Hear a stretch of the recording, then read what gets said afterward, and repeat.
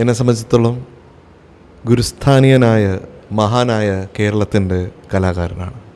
ഒരു താരതമ്യമില്ല, ഇതിന് തനതായ ഒരു ശബ്ദവും തനതായ ശൈലിയാണ്. കാളവണ്ടി ഇത് കാളവണ്ടി, ഭാരം വഹിക്കുന്ന മൂരി വണ്ടി.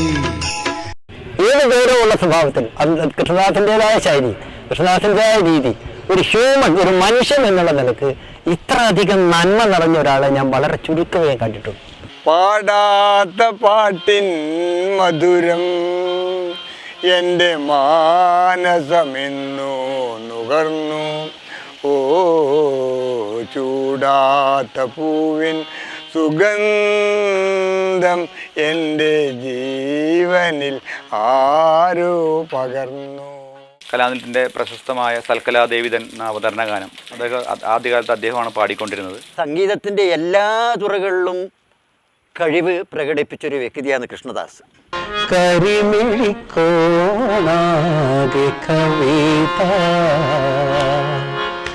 കവിളാകെ ശോണരേണുക്കൾ കവിളാകെ ശോണരേണുക്കൾ.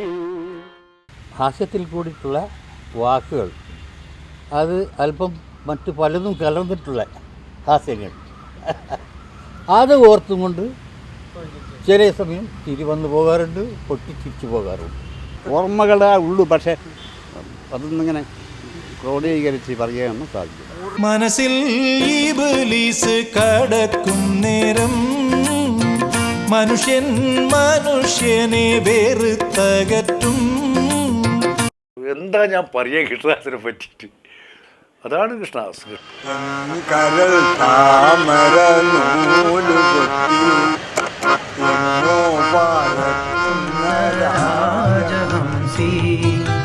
കണ്ണുനീർ പൊയ്കയിൽ.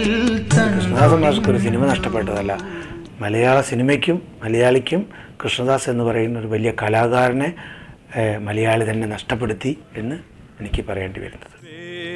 വേദനയാണിത് ഒരാൾ മാത്രമുരുകുന്ന കണ്ണുനീരാണിത്.